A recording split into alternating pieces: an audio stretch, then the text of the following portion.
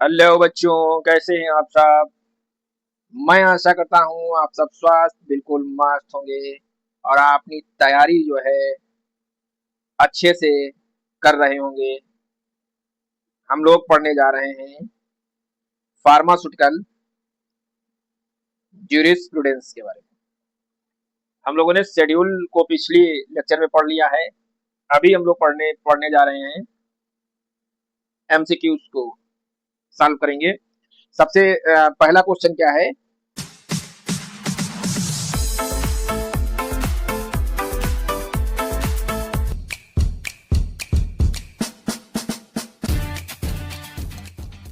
पहला क्वेश्चन है, निम्नलिखित में से कौन सा दिशा निर्देश औषधीय सामग्री में अवशिष्ट विलायक सॉल्वेंट के लिए सीमा और नियंत्रण विधि को निर्देशित करता है।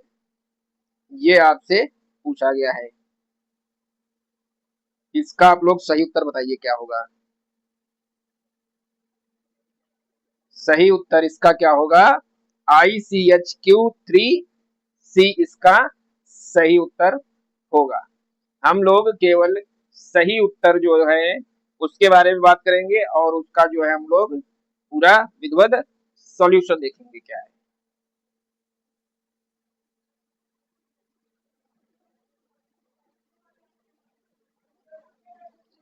ICH3C एक अंतरराष्ट्रीय मार्गदर्शिका है जो दवाओं में अवशिष्ट सॉल्यूशन की सीमा और नियंत्रण विधियों को निर्धारित करती है। यह दवा निर्माण में प्रयुक्त सॉल्यूशन के सुरक्षित स्तर को सुनिश्चित करने के लिए बनाई गई है। ठीक है, नेक्स्ट क्वेश्चन क्या है।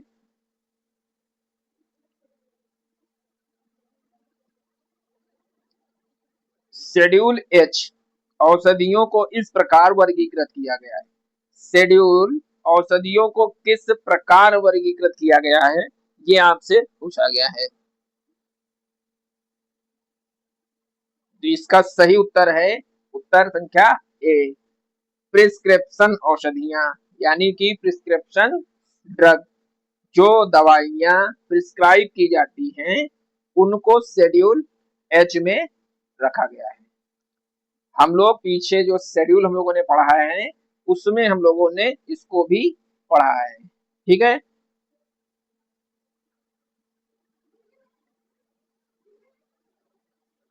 आगे क्या है। भारत में औषधि और प्रसाधन सामग्री नियम 1945, यानी कि इंडिया में ड्रग एंड कॉस्मेटिक एक्ट 1945 के अनुसार अनुसूची एच औषधियां प्रिस्क्रिप्शन औषधियों का एक वर्ग है जिन्हें किसी केमिस्ट द्वारा केवल पंजीकृत चिकित्सक के प्रिस्क्रिप्शन पर ही बेचा जाना चाहिए।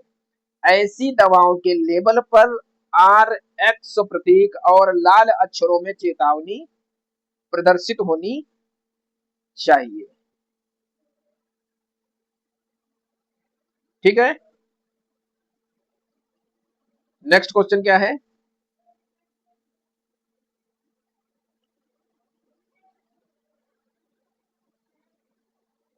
चाइल्ड प्रोपैकिंग को निम्नलिखित में से किसके माध्यम से विनियमित किया जाता है। सही उत्तर क्या है, विश्व रोकथाम पैकेजिंग अधिनियम। ठीक है, विश्व रोकथाम पैकेजिंग अधिनियम के तहत जो है किया जाता है। इसका सही उत्तर संख्या सी है।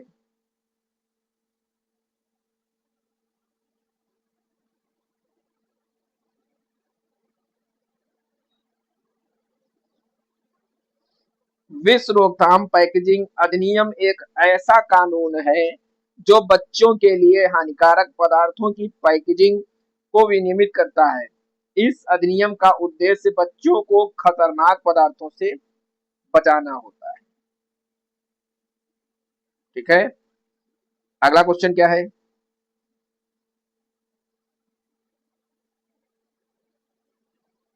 1955 के drug and magic remedies act की का प्राथमिक उद्देश्य क्या था। इसका प्राथमिक उद्देश्य क्या था? भ्रामक विज्ञापनों को नियंत्रित करना इसका जो है प्राथमिक उद्देश्य था। किसका? 1955 के drug and magic remedies act का प्राथमिक उद्देश्य क्या था? भ्रामक विज्ञापनों पर नियंत्रण करना।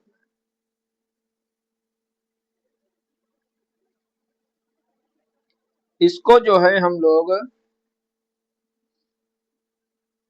भारत में ड्रग एंड मैजिक रेमेडीज यानी आपत्तिजनक विज्ञापन अधिनियम 1955 कुछ दवाओं और जादुई गुणों वाले बताए गए उपचारों के विज्ञापन को प्रतिबंधित करने और भ्रामक दवाओं को रोकने के लिए सामान्य रूप से दवाओं के विज्ञापन को विनियमित करने के लिए बनाया गया है।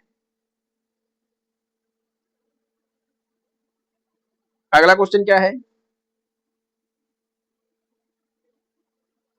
अगला क्वेश्चन है narcotic drug and psychotropic substance act 1985 को कितने अध्यायों और धाराओं में विभाजित किया गया है?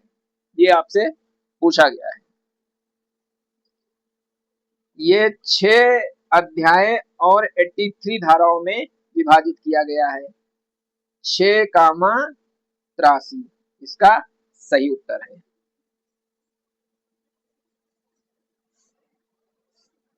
अगला प्रश्न क्या है? अनुभाग 5A के तहत भारतीय पशु कल्याण बोर्ड के पुनर्गठन की अवधि पुनर्गठन की तारीख से कितने वर्ष की होती है? कितने वर्ष की होती है? ये होती है आपकी 3 वर्ष की। 3 वर्ष इसका सही उत्तर है। अगला क्वेश्चन क्या है? चिकित्सा गर्भ समापन अधिनियम 1971 कितना? 1971 निम्नलिखित में से किस राज्यों को छोड़कर पूरे भारत में लागू है? जम्मू एंड कश्मीर को छोड़कर या पूरे भारत में लागू है?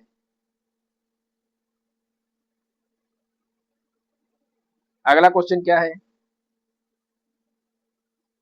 प्रबंधन यानी मैनेजमेंट शब्द लैटिन शब्द से आया है।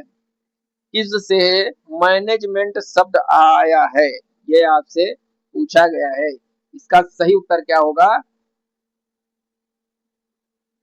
मनु एगेरे। मनु एगेरे इसका सही उत्तर होगा।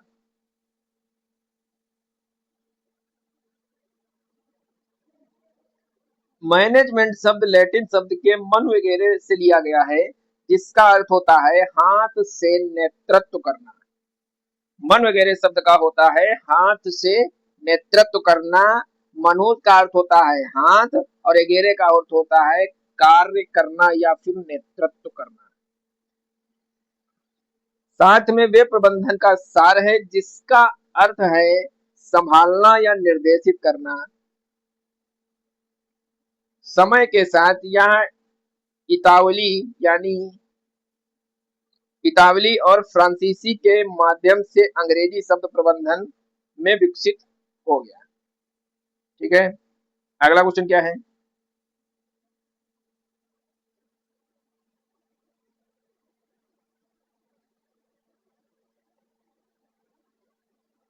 अगला क्वेश्चन है कि विष अधिनियम 1919 के तहत विष शब्द उन पदार्थों को संदर्भित करता है। विष शब्द जो है किन पदार्थों को संदर्भित करता है?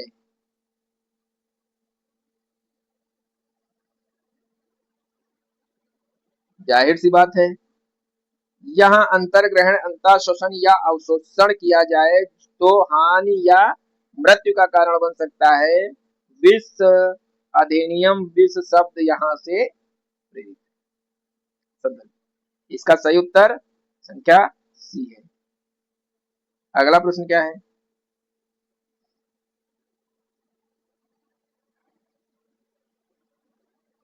विष अधिनियम 1919 के तहत विष शब्द उन पदार्थों को संदर्भित करता है जो स्वाभाविक रूप से हानिकारक होते हैं और यदि वे अंतर्ग्रहण या निगले या सांस लेने या त्वचा का श्लेष्म झिल्ली के माध्यम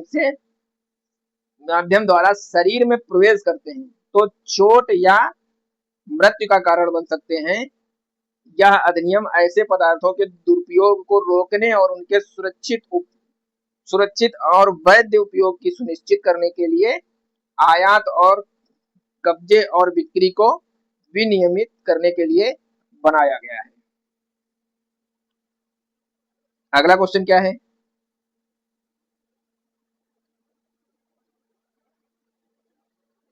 फार्मेसी की आचार संहिता किसने विकसित की? फार्मेसी की आचार संहिता किसने विकसित की? फार्मेसी की आचार संहिता किसने विकसित की? इंडियन फार्माकोपिया ने विकसित की।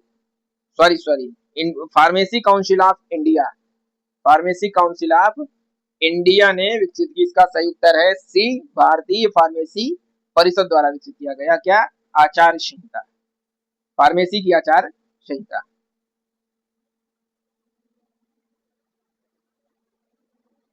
भारतीय फार्मासिस्टों के मार्गदर्शन के लिए फार्मास्यूटिकल आचार संहिता को भारतीय फार्मेसी परिषद यानी पीसीआई द्वारा तैयार किया गया था।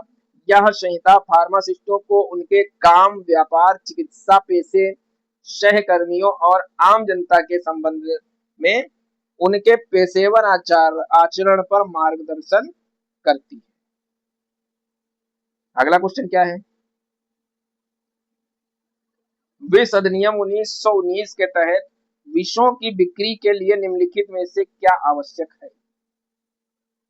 बिक्री के लिए क्या आवश्यक है? यानी बार बार अगर आप विष अधिनियम का क्वेश्चन आ रहा है तो आप समझ गए होंगे कि विष अधिनियम 1919 के तहत क्या आवश्यक है। इसका सही उत्तर क्या है? आई एक लाइसेंस आपको आवश्यक होगी वैध। इसका सही उत्तर है तो संख्या ए।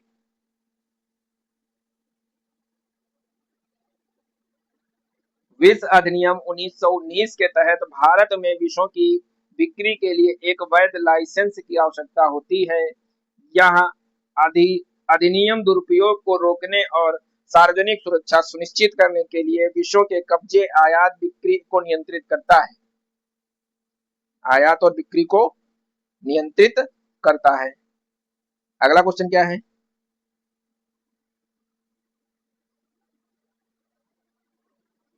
अगला क्वेश्चन है आयुर्वेदिक सिद्ध और यूनानी औषधि तकनीक सलाहकार बोर्ड ASUDTAB में निम्नलिखित सभी सदस्य शामिल होते हैं सिवाय एक के। एक ऐसा सदस्य कौन होता है जो शामिल नहीं होता है, यह आपसे पूछा गया है। उसमें एक फार्मासिस्ट शामिल नहीं होता है, बाकी सभी सदस्य शामिल होते हैं। सामान्य स्वास्थ्य सेवा के निदेशक पदेन शामिल होते हैं। औषध नियंत्रण पदेन शामिल होते हैं। केंद्रीय औषध प्रयोगशाला कलकत्ता के पदेन निदेशक पदेन शामिल होते हैं। अगला क्वेश्चन क्या है? निम्नलिखित में से कौन सा संगठन के अस्तित्व का मुख्य कारण है? संगठन के अस्तित्व का मुख्य कारण है।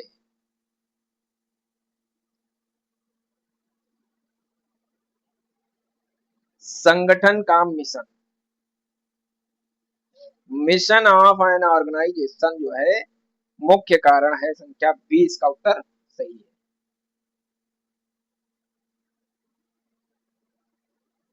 एक संगठन का मिशन उसके मूल्य उद्देश्य, प्राथमिक लक्ष्यों और अस्तित्व के कारण को परिभाषित करता है। यह बताता है कि संगठन क्या करता है, किसकी सेवा करता है और यह कैसे मूल्य बनाता है। ठीक है, जबकि सीईओ संगठन जो है ऑर्गेनाइजेशन का मार्गदर्शन और प्रबंधन के लिए महत्वपूर्ण भूमिका निभाते हैं। मिशन इसके अस्तित्व की मूलभूत कारण है। मिशन जो है इसके अस्तित्व का मूलभूत कारण है। अगला क्वेश्चन क्या है? अगला क्वेश्चन है, शेड्यूल एक्स दवाओं की बिक्री के लिए आवेदन पत्र कौन सा होता है? शेड्यूल से संबंधित क्वेश्चन आ गया है, आप लोग बताइए सही उत्तर क्या होगा। शेड्यूल एक्स से संबंधित आवेदन पत्र जो होता है 20, कौन सा होता है? फॉर्म संख्या 20F और जी, शेड्यूल एक्स से संबंधित आवेदन पत्र होता है।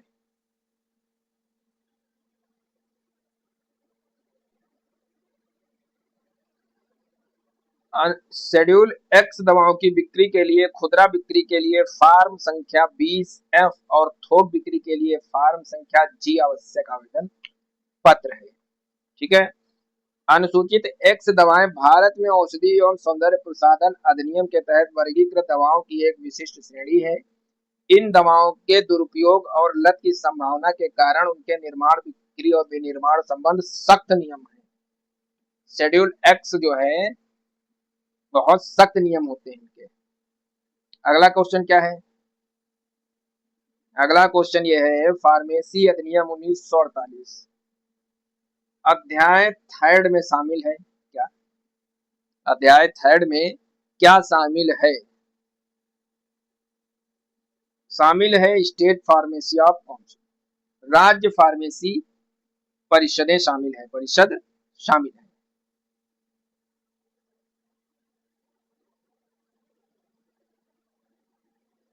फार्मेसी अधिनियम 1948 का अध्याय थर्ड राज्य फार्मेसी परिषद से संबंधित है।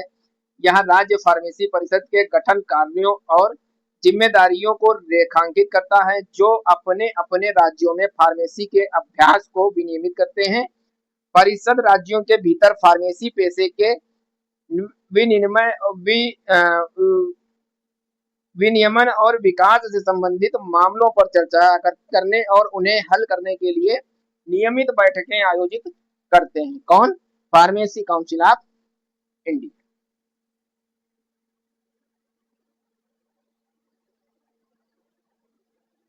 State pharmacy. अगला क्या है? अगला क्वेश्चन क्या है? बंगाल केमिकल एंड फार्मास्यूटिकल यानी कलकत्ता वर्क्स की स्थापना किसने की थी? बताइए किसने स्थापना की थी? आचार्य प्रफुल्ल चंद्र रे ने स्थापना की थी। अगला क्वेश्चन क्या है? आचार्य प्रफुल्ल चंद्र रे ने 1901 में नया कलकत्ता में Bengal chemical and pharmaceutical works की स्थापना की। वे एक प्रसिद्ध वैज्ञानिक और उद्यमी थे जिनका उद्देश्य स्वदेशी तकनीक के गुणवत्तापूर्ण दवाओं और रसायनों का उत्पादन करने के लिए करके भारतीयों में आत्मनिर्भरता और उद्यमशीलता को बढ़ावा देना था। अगला क्वेश्चन क्या है? अगला क्वेश्चन है, जीवाणु टीके, वायरस टीके, एंटीडीज, नैदानिक एंटीजन आदि के प्रावधान किसमें दर्शाए गए हैं? किसमें दर्शाए गए हैं टीके? किसमें दर्शाए गए हैं ये आपको बताना है।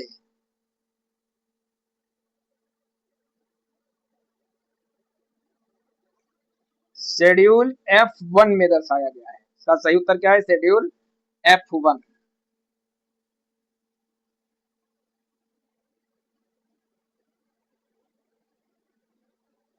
भारत और औषधि में प्रसाधन सामग्री नियमावली की अनुसूची F1 टीके, एंटीसेरा, नैदानिक एंटीजन और अन्य जैविक उत्पादों के निर्माण, बिक्री और आयात के प्रावधान से संबंधित है। कौन सा? Schedule F1। अगला क्वेश्चन क्या है?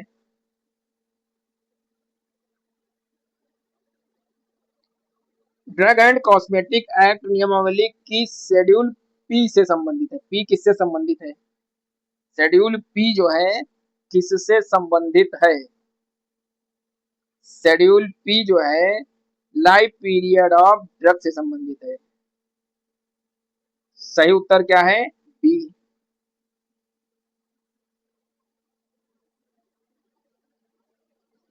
ड्रग एंड कॉस्मेटिक एक्ट की शेड्यूल पी में विभिन्न दवाओं की जीवन अवधि निर्दिष्ट करती है। यहाँ उस अवधि को परिभाषित करती है जिसके दौरान निर्दिष्ट भंडारण शर्तों के तहत दवा उपयोग के लिए प्रभावी और सुरक्षित रहती है।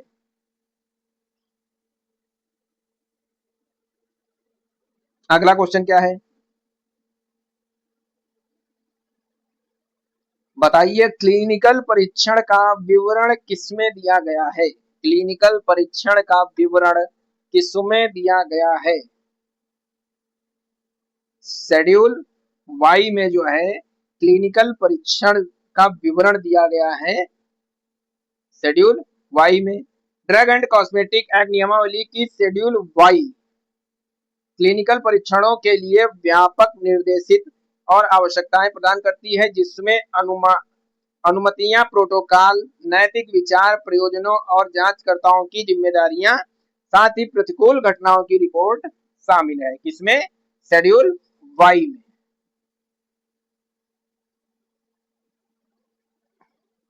अगला क्वेश्चन क्या है, कीटाणुनाशक तरल पदार्थ के मानक किसके अंतर्गत आते हैं।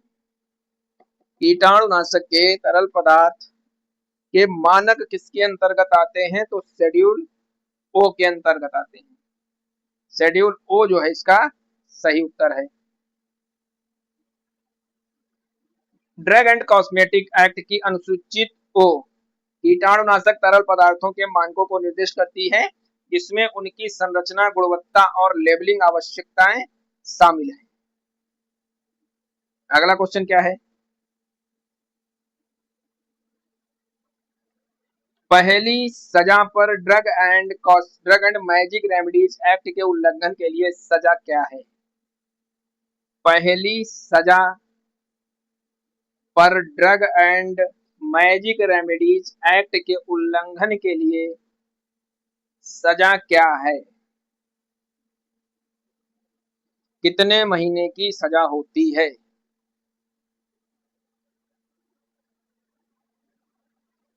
6 महीने तक की कैद, जुर्माना दोनों हो सकता है।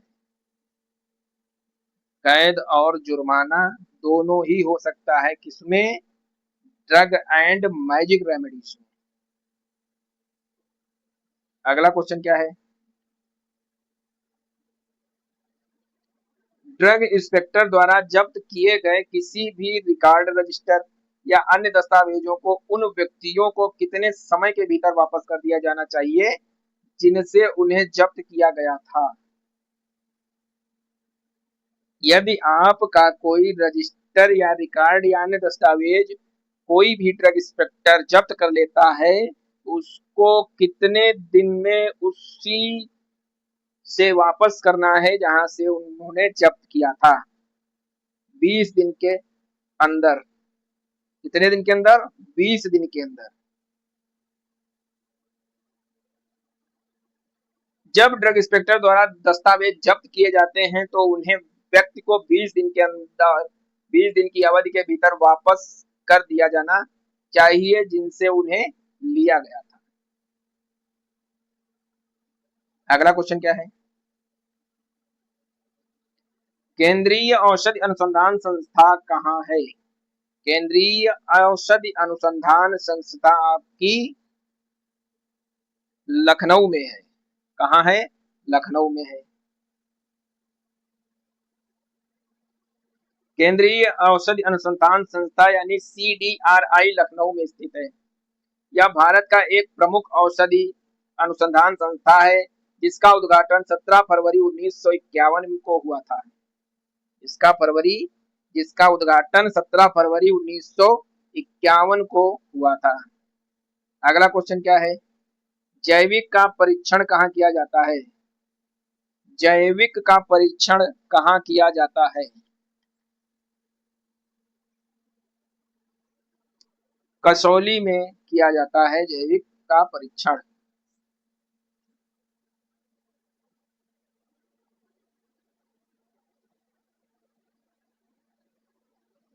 अगला क्वेश्चन क्या है, निम्नलिखित में से कौन सी प्रयोगशाला मौखिक पोलियो वैक्सीन के उत्पादन के लिए एक प्रयोगशाला के रूप में कार्य करता है?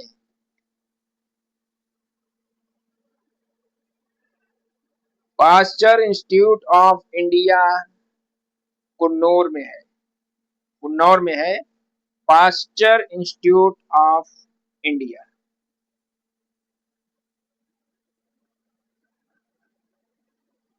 पाश्चर इंस्टीट्यूट भारत में वैक्सीन उत्पादन के लिए एक अग्रणी संस्था है। भारत का पहला स्वदेशी मौखिक पोलियो वैक्सीन जो है 1970 में तमिलनाडु के कन्नूर में स्थित एक इस संस्था में विकसित किया गया था। एक क्वेश्चन यहाँ से आपका और बन गया, देखो भारत की पहला स्वदेशी मौखिक पोलियो वैक्सीन कब बना था? 1970 में बना था। कहाँ, किस प्रदेश में बना था? तमिलनाडु में बना था। किस स्थान पर बना था? कुन्नूर में बना था। किस संस्थान में बना था? पार्स इंस्टीट्यूट ऑफ इंडिया में बना था। अगला क्वेश्चन क्या है? पहली भारतीय औषधि जांच समिति वायसराय द्वारा किसकी अध्यक्षता में नियुक्ति की गई थी?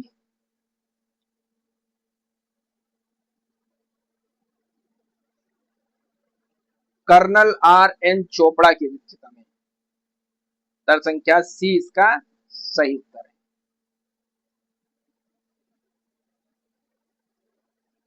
अगला क्वेश्चन क्या है? क्वेश्चन नंबर 27 क्या है? शेड्यूल सी और C1 और X में निर्दिष्ट दवाओं के अलावा अन्य दवाओं की बिक्री या वितरण के लिए विनिर्माण हेतु लाइसेंस देने के लिए कौन सा फॉर्म जरूरी होता है? फॉर्म संख्या 27 जरूरी होता है। कौन सा? फॉर्म संख्या 27। उत्तर संख्या डी सही है। उत्तर संख्या बी सही है। फॉर्म संख्या 25 जो है आवश्यक होती है। फॉर्म संख्या 25 शेड्यूल सी और C1 X में निर्दिष्ट दवाओं के अलावा अन्य दवाओं की बिक्री या वितरण के लिए विनिर्माण हेतु लाइसेंस देने का नवीनीकरण के लिए आवेदन करने की अनुमति देता है। कौन? फॉर्म संख्या 25। अगला question schedule P. Schedule P किससे संबंधित है? अभी हम लोग पीछे पढ़ चुके हैं। शेड्यूल पी किससे संबंधित है बताइए? शेड्यूल पी जो है एक्सपायरी पीरियड से संबंधित है, यानी कि दवा निर्माण की समाप्ति अवधि से संबंधित है।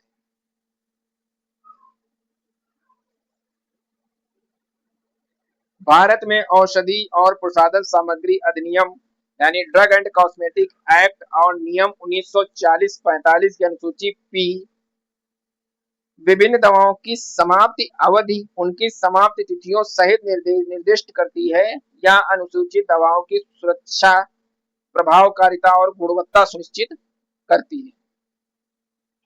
अगला क्वेश्चन क्या है? अच्छी प्रयोगशाला अभ्यास किसके आधार पर काम करती है? अच्छी प्रयोगशाला किसके आधार पर काम करती है? OECD गाइडलाइंस के आधार पर काम करती है।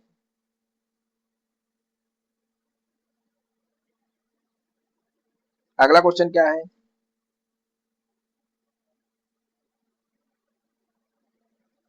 नई दवा के आयात और निर्माण के लिए नैदानिक परीक्षण किसके अनुसार किए जाते हैं? किसके अनुसार किए जाते हैं? शेड्यूल वाई के अनुसार किए जाते हैं। ड्रग एंड कॉस्मेटिक एक्ट 1945 की शेड्यूल वाई में भारत में नैदानिक परीक्षणों के लिए नई दवाओं के आयात और निर्माण की आवश्यकताओं को रेखांकित करती है। इसमें नैदानिक परीक्षण आयोजित करने और आवेदन जमा करने और नियमित प्राधिकरणों के अनुमोदन प्राप्त करने के दिशा निर्देश शामिल हैं। अगला क्वेश्चन क्या है? नारकोटिक आयुक्त की नियुक्ति करके किसके द्वारा की जाती है? नारकोटिक आयुक्त की नियुक्ति किसके द्वारा की जाती है? केंद्र सरकार के द्वारा की जाती है। किसके द्वारा? केंद्र सरकार के द्वारा की जाती है। अगला क्वेश्चन क्या है?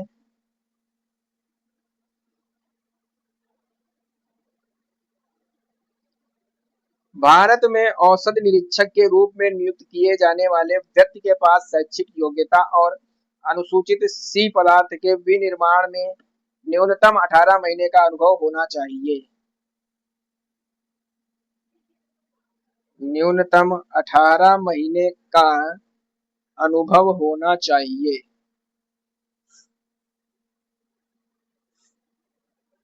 अनुसूचित सी के विनिर्माण में न्यूनतम 18 महीने का अनुभव होना चाहिए।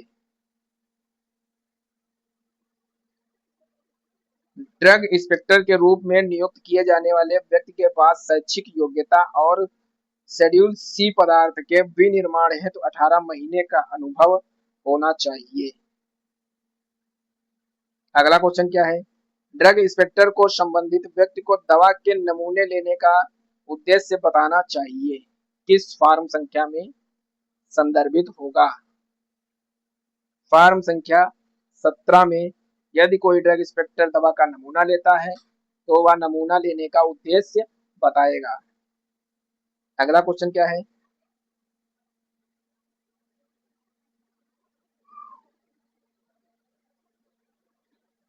अगला क्वेश्चन है शेड्यूल एक्स में निर्दिष्ट औषधियों के थोक विक्रय के लिए लाइसेंस निम्नलिखित में जारी किया जाता है।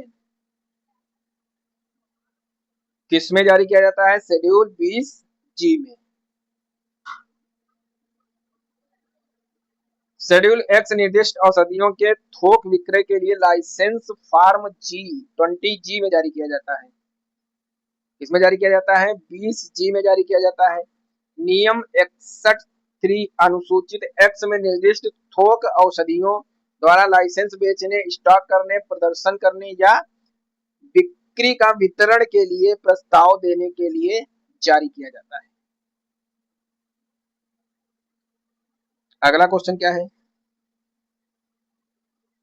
भारत में पेटेंट कार्यालय का मुख्यालय कोलकाता में है और शाखा कार्यालय निम्नलिखित स्थानों पर है।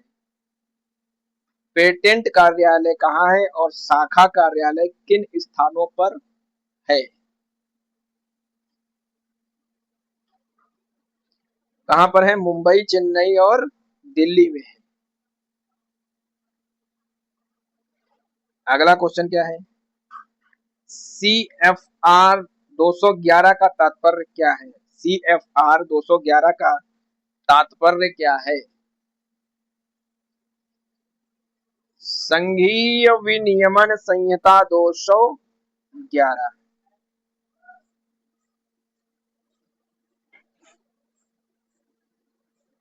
अगला क्वेश्चन क्या है?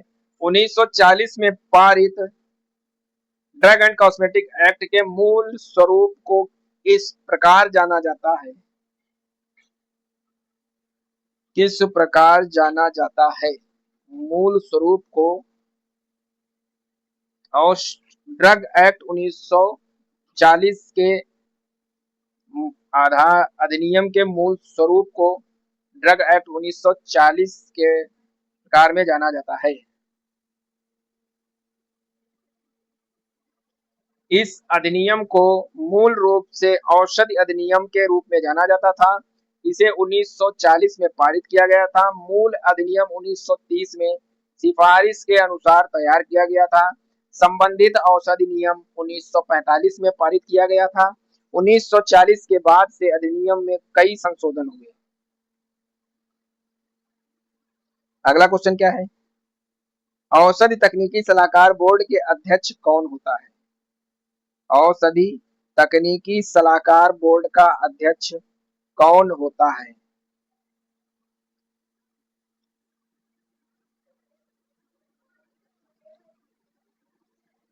कौन होता है? स्वास्थ्य से सेवा महानिदेशक जो है सलाहकार के बोर्ड, तकनीकी बोर्ड सलाहकार के अध्यक्ष होते हैं। अगला क्वेश्चन क्या है?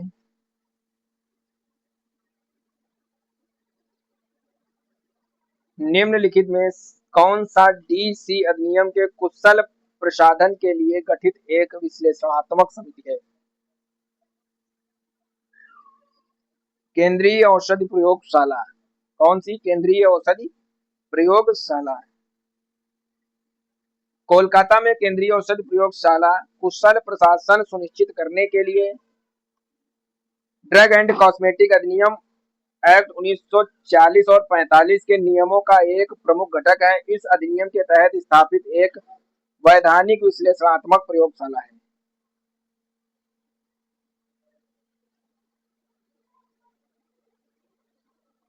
अगला क्वेश्चन क्या है? शेड्यूल एफ का अर्थ क्या है? शेड्यूल एफ का अर्थ क्या है? शेड्यूल एफ का अर्थ है रक्त बैंक चलाने के लिए विनियमित और मानक। शेड्यूल एफ जो है ब्लड से संबंधित शेड्यूल है।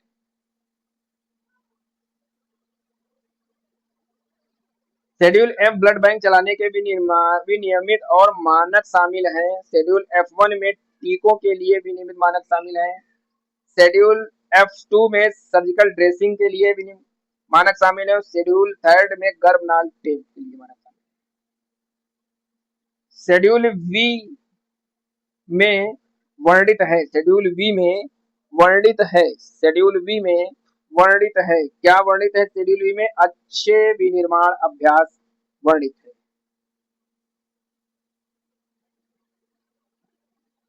अगला क्वेश्चन क्या है?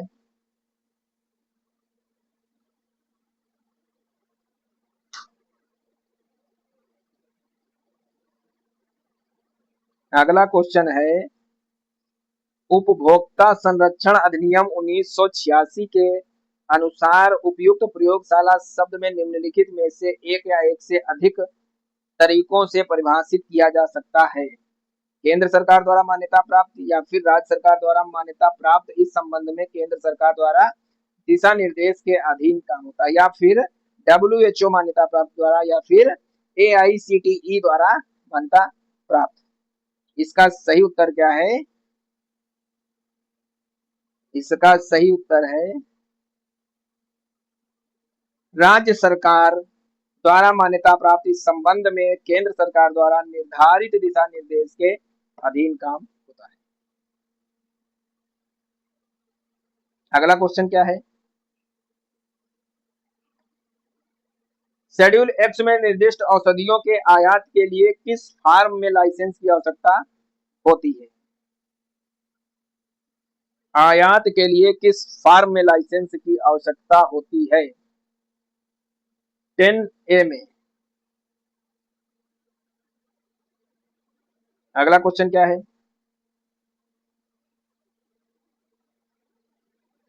अगला क्वेश्चन है DPCO किस अधिनियम के तहत जारी किया जाता है? DPCO किस अधिनियम के तहत जारी किया जाता है?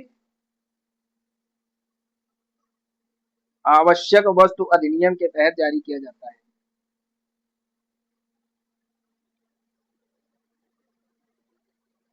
अगला क्वेश्चन क्या है? सरकारी विश्लेषक की रिपोर्ट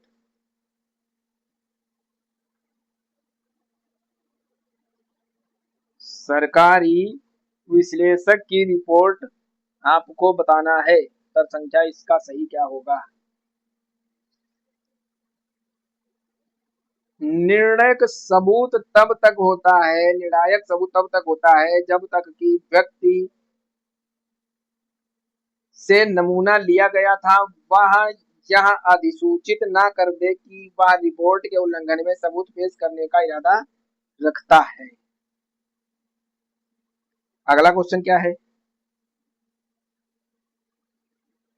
शेड्यूल एन में निम्नलिखित निर्देशित क्या है? शेड्यूल एन में निम्नलिखित निर्देशित क्या है? शेड्यूल एन में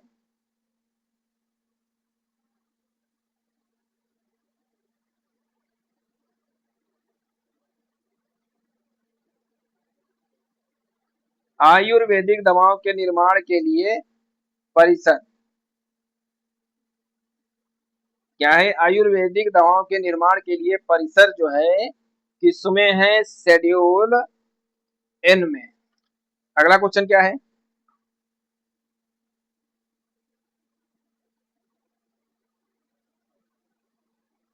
अगला क्वेश्चन है व्यक्तिगत उपयोग के लिए छोटी मात्रा में दवाओं के आयात के लिए परमिट जारी करने के लिए आवेदन लाइसेंसिंग प्राधिकरण को इस प्रकार किया जाता है। 12A, फॉर्म संख्या 12A के तहत। अगला क्वेश्चन क्या है? दवा मूल्य विनिमित योजना का प्रयोग निम्नलिखित उद्देश्य के लिए किया जाता है। किस उद्देश्य के लिए किया जाता है? ब्रांडेड मूल्य पर अप्रत्यक्ष नियंत्रण।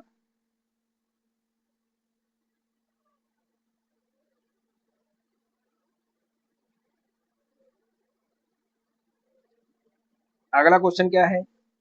डीपीसीओ के लिए प्रावधान के अनुसार अनुसूचित फार्मूलेशन के लिए भारत सरकार द्वारा निर्धारित मूल्य को कहा जाता है।